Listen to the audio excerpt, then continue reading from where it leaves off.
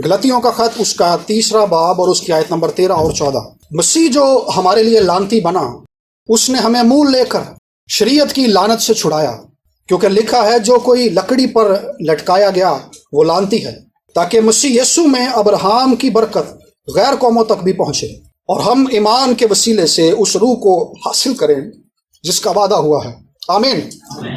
पौलुस रसूल ने यह खत गलतियों की कलीसिया को लिखा। ये ईमानदार लोग हैं, खुदावंद के लोग हैं, और अपनी बात का आगाज उसने जहां से किया, उसने कहा कि मसीह जो हमारे लिए लानती बना। किन के लिए लानती बना जी? हमारे लिए। सब कहें हमारे लिए, हमारे लिए। सब कहें मेरे लिए, मेरे लिए। मसीह मेरे लिए और आपके लिए लानती बना।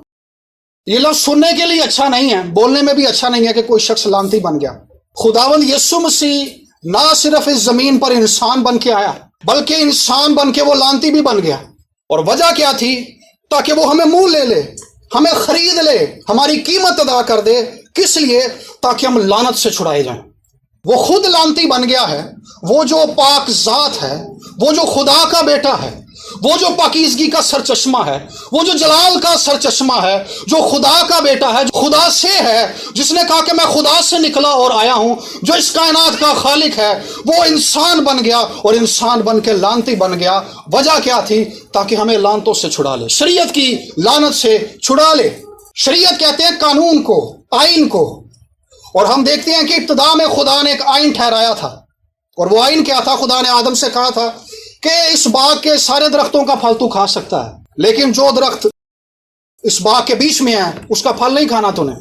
जिस रोज तू खाया तू मर जाएगा। ये आइन था, ये शरीयत थी जो उसके लिए ठहराई गई थी।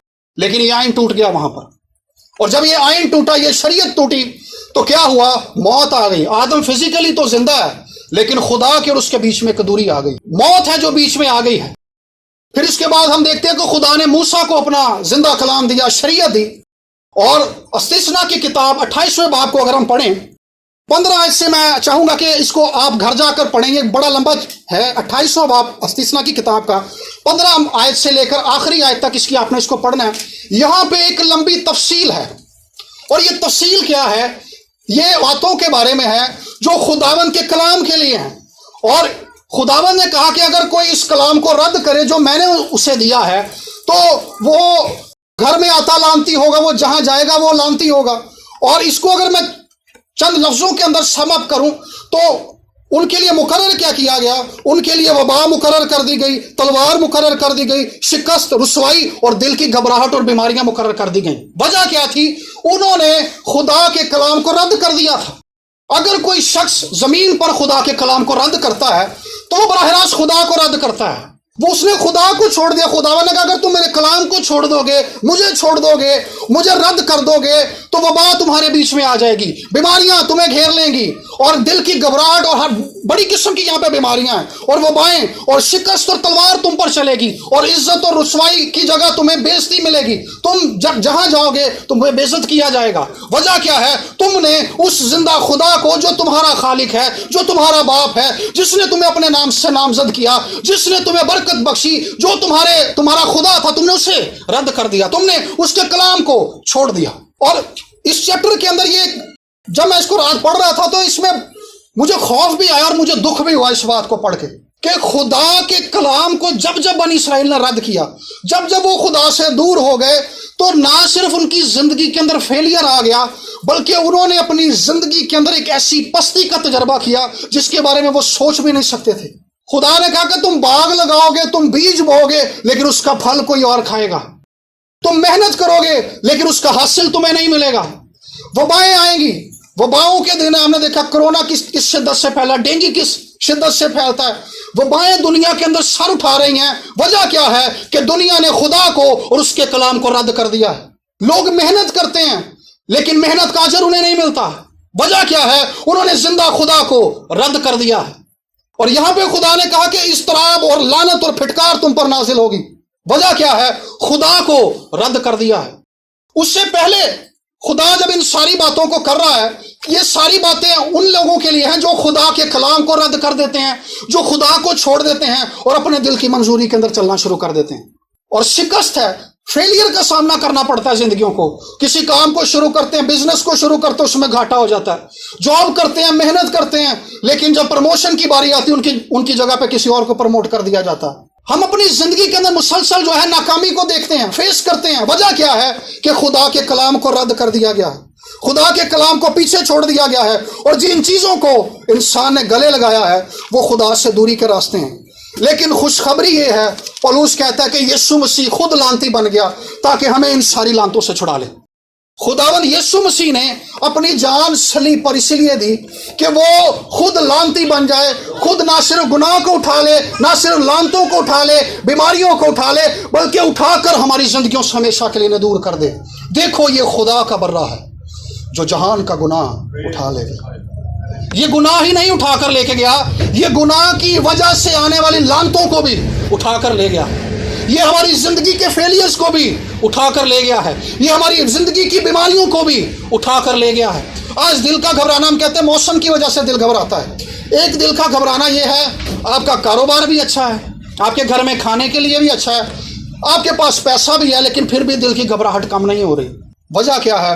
खुदा से दूरी है। लेकिन यीशु मसीह ने इंसान बन के, लानती बन के इन सारी चीजों को हमारी जिंदगियों से उठा लिया है और हमें हमेशा के लिए आजाद कर दिया है। खुदा ने कहा था, मत्ती की इंजील के 8वें बाब में लिखा कि वो आप हमारी कमजोरियां लेकर, वो आप हमारी बीमारियां लेकर सलीब पर चढ़ गया। उसने उठा लिया है इन सबको, ये लानते, ये फेलियर्स, ये नाकामियां, ये शिकस्त, ये बेइज्जती, ये रुसवाई जिसका सामना आज हमें है, ये उस लानत की वजह से है जो खुदा से दूरी के बायस इन बनिनो इंसान पर आई थी। लेकिन खुदावन यीशु मसीह ने जब अपनी जान सलीब पर दी, जब वो सलीब उठाकर कलोरी की जानिब चला गया, तो लिखा कि खुदा ने हमारी बदकरदारी उस पर लाद दी, हमारी लानतें उस पर लाद दी, हमारे गुनाह उस पर लाद दिए और हमारी सजा उस पर लाद दी, और वो उनको लेकर सलीब पर चढ़ गया और उनको हमेशा के लिए सलीब पर जड़ दिया और हमें हमेशा के लिए आजाद कर दिया। आमीन, हालेलुया। मेरे अजीजों, इस बात को जानिए और समझिए, लानते हमारे लिए नहीं है, फेलियर हमारे लिए नहीं है, मोहताजी हमारे लिए नहीं है, रुपए पैसे की कमी हमारे लिए नहीं है, बेइज्जती हमारे लिए नहीं है, जिंदगी में शिकस्त और रुसवाई हमारे लिए नहीं है, हमारे लिए बरकत है। अगला हिस्सा जो इस आयत का हमने पढ़ा है, इसके दो हिस्से हैं इस आयत के, एक के अंदर लानत का जिक्र है और दूसरे के अंदर अब्राहम की बरकत का जिक्र है। सो जब यीशु मसीह सलीब पर गया है, हम इन चीजों का हर रोज सामना करते हैं। कई दफा हम इन चीजों को नोटिस करते हैं कि यार जॉब पर प्रमोशन का हक तो मेरा था, लेकिन प्रमोट किसी और को कर दिया गया है। हम इंटरव्यू देने जाते हैं और इंटरव्यू के लिए क्वालिफाई हम कर रहे होते हैं, लेकिन जॉब पर किसी और को रख लिया जाता है। जब इंक्रीमेंट लगने की बारी आती है तो इंक्रीमेंट किसी और का लग जाता है, हमारी तनख्वाह और कम हो जाती है।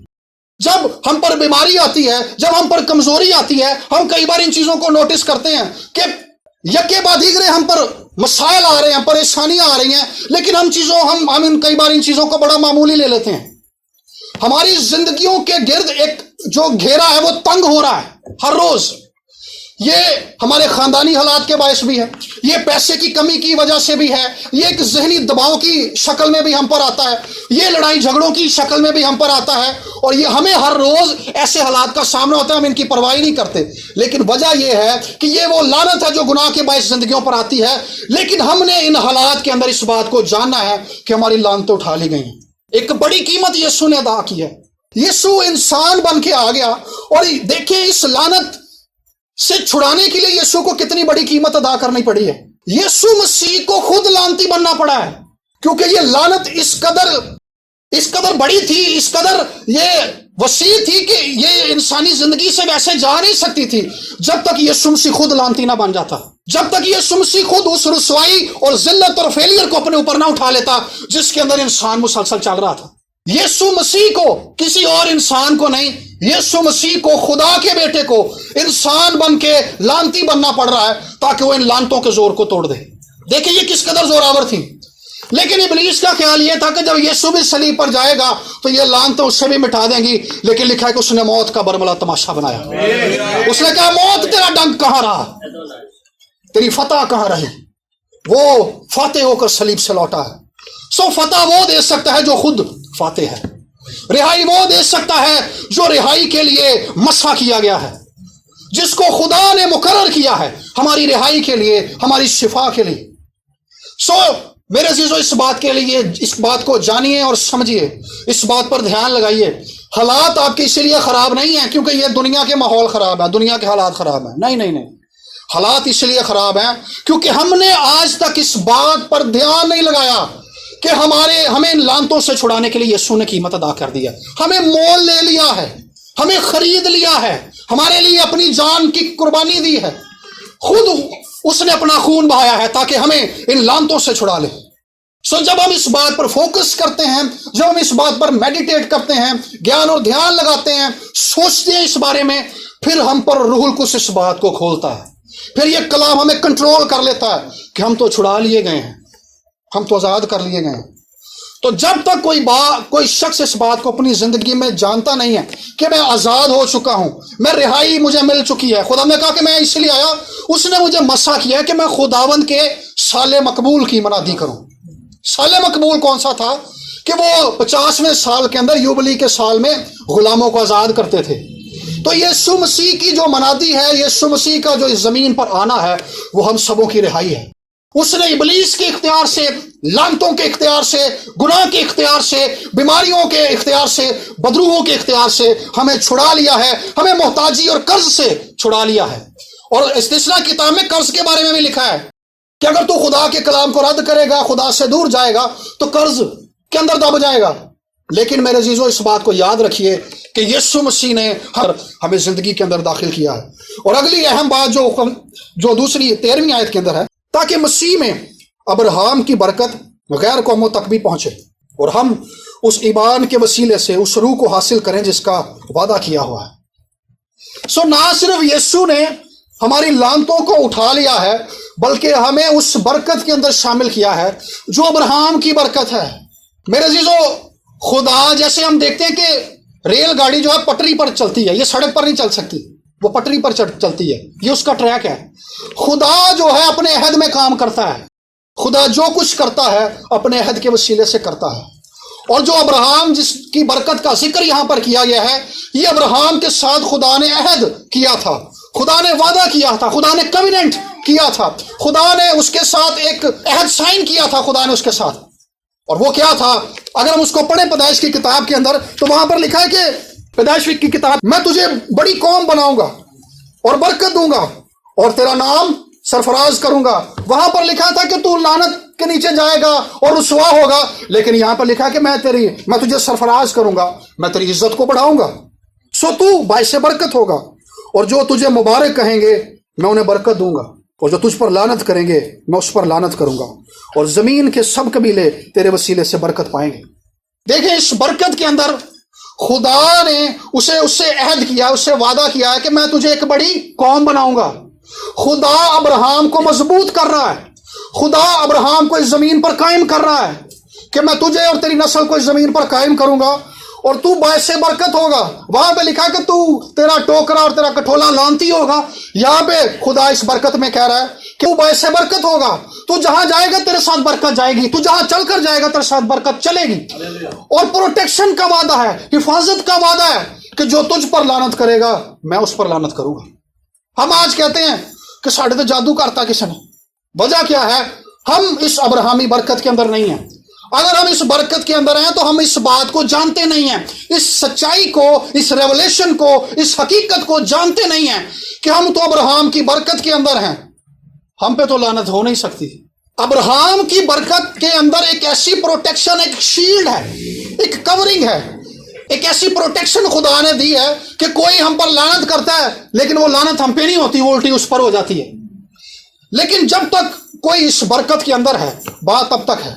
सो मेरे अजीजों, खुदावन यीशु मसीह ने अपनी जान सलीब पर दी ताकि हमें बरकत बख्शे, ताकि हमें अब्राहमी बरकत के अंदर शामिल कर दे, ताकि हमें इस हिफाजत की बरकत के अंदर शामिल करे, हमें इस बरकत के अंदर शामिल करे जो हर रोज बढ़ने वाली बरकत है। फिर लिखा है कि जमीन के सारे कबीले तेरे वसीले से बरकत पाएंगे। अगर हम अब्राहम की लाइफ को देखें तो वो इस जमीन पर एक बड़ा स्ट्रांग आदमी है। खुदा एक आम बंदे से कहता है कि तू अपने बाप और अपने नातेदारों के घर को छोड़ और उस मुल्क में चला जा जो मैं तुझे दिखाऊंगा। वो चला जाता है, लेकिन एक टाइम में आकर अब्राहम इतना मजबूत और इतना स्ट्रांग हो जाता है कि वो बादशाहों के साथ जंग करने के लिए चला जाता है। वजह क्या है? वजह यह है कि वो बरकत के मातहत है। اور یہ برکت صرف ابراہیم پر نہیں ہے بلکہ اس کی اولاد پر بھی ہے۔ ہم اسحاق کے بارے میں بائبل مقدس میں پڑھتے ہیں کہ پورے ملک میں کال پڑ گیا ہے، اور وہ کال کے دنوں کے اندر بیج بوتا ہے اور 100 گنا اس کو پھل ملتا ہے۔ وجہ کیا ہے؟ برکت کی کورنگ ہے اس کے اوپر۔ دنیا کے حالات کیسے ہیں، وبا ہے، موسم ہے یا نہیں ہے، نوکری ہے یا نہیں ہے، خدا کو اس سے فرق نہیں پڑتا۔ خدا کا سسٹم جو ہے وہ اس کے عہد سے ایکٹیو ہوتا ہے۔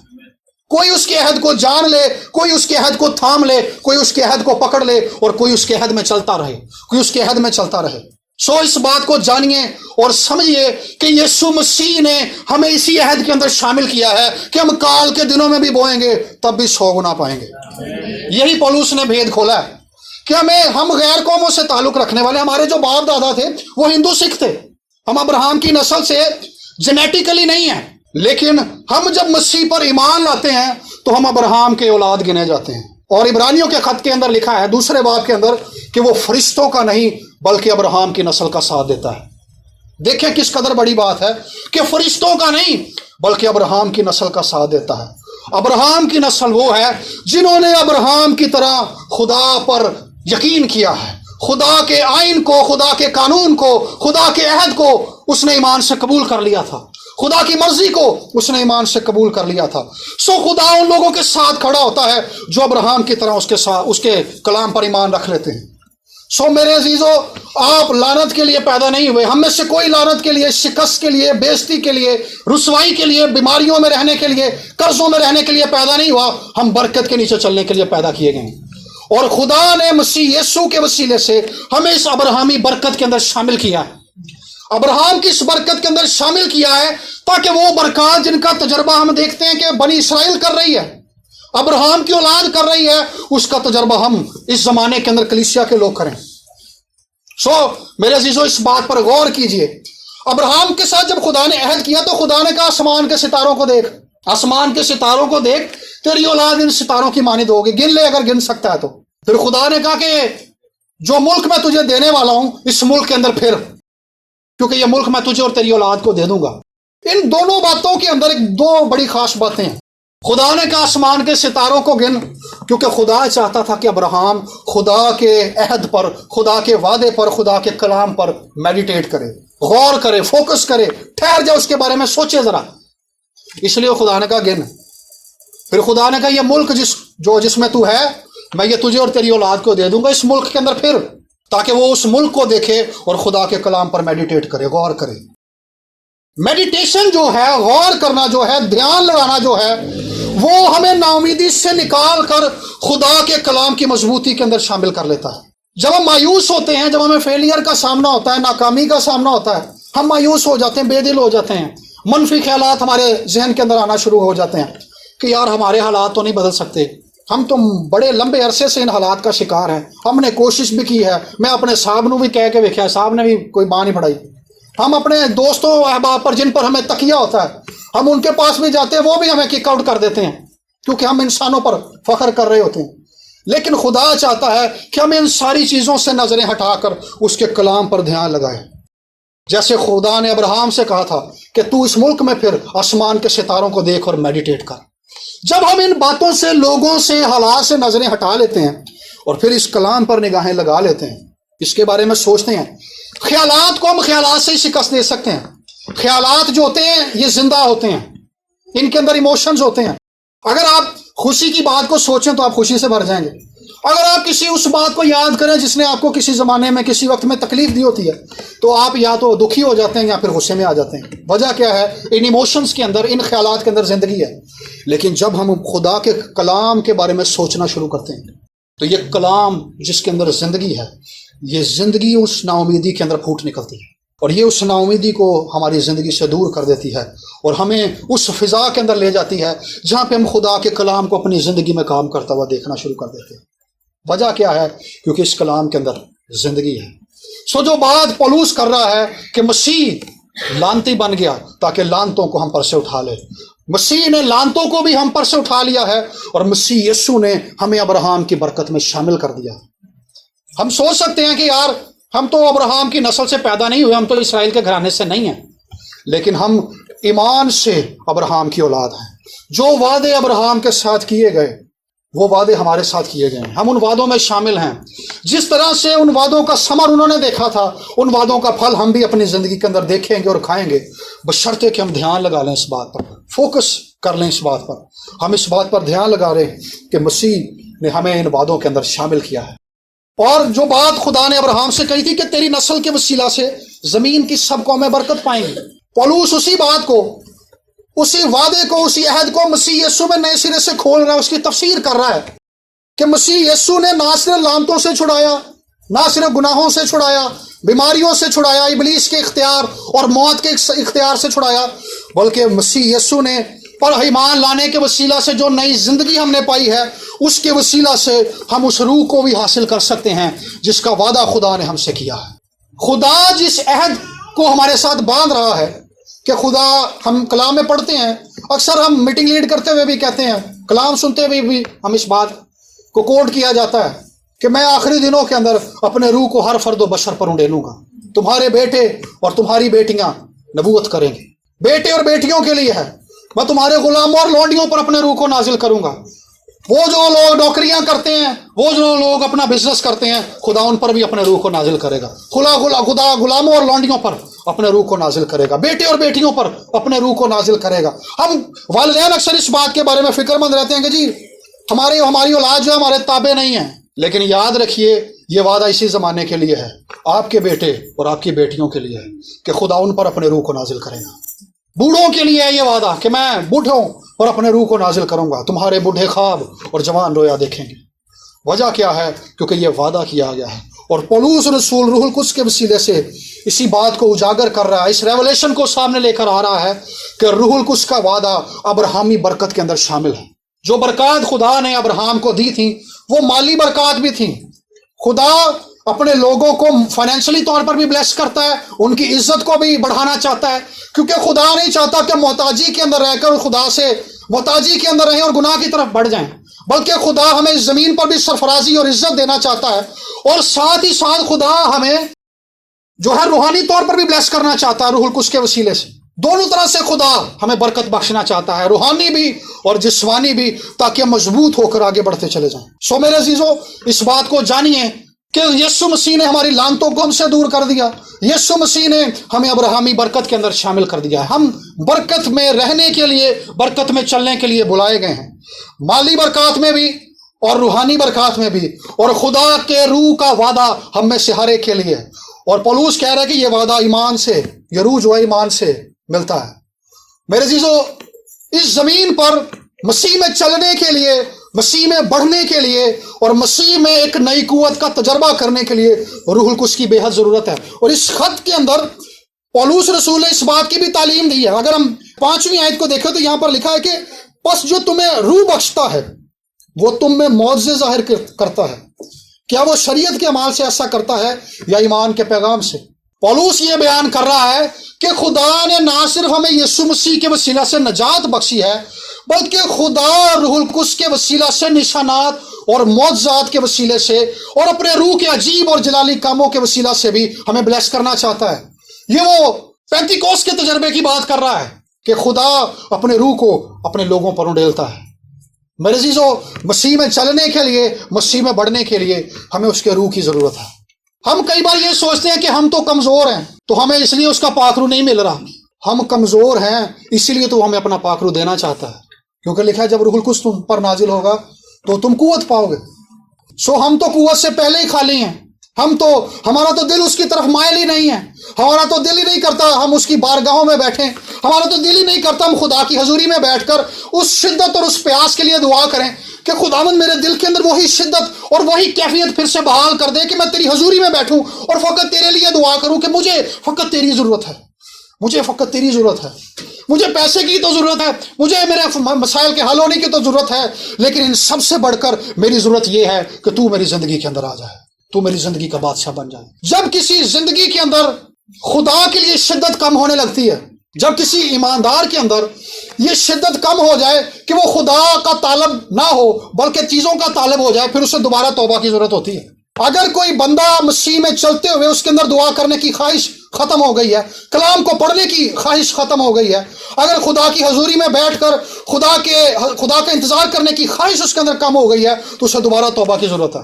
वो तब तक बहाल नहीं होगा जब तक तौबा नहीं करेगा अपने इस गुनाह से कि खुदावंद मैंने तो तेरी आरजू नहीं रखी, मैंने तो इस बात के लिए दुआ ही नहीं की कि खुदावंद मुझे तेरी जरूरत है। क्योंकि हम गुनाहों से तब तक छूट नहीं सकते जब तक खुदा का पाक रूह हमें इनसे छुड़ाने के लिए हमारे साथ ना हो।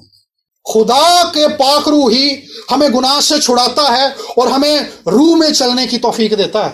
यूहन्ना कहता है कि खुदावंद के दिन में रूह में आ गया, पौलुस कहता है रूह में चलते रहो। सो रूह में आना और रूह में चलना ये रूहुल कुद्स के वसीले से होता है। हम रूह की बातों को जानते हैं, खुदा क्या चाहता है हमसे, ये उस वक्त होता है जब हम इस बात को जानते हैं, समझते हैं, सलीब के काम पर ध्यान लगाते हैं, फोकस करते हैं। सो मेरे अजीजों, मसीह यीशु ने अपनी जान सलीब पर इसलिए दी थी ताकि वो अपने रूह को हम पर उंडेल दे, ताकि वो अपने पाक रूह को हम पर नाजिल कर दे।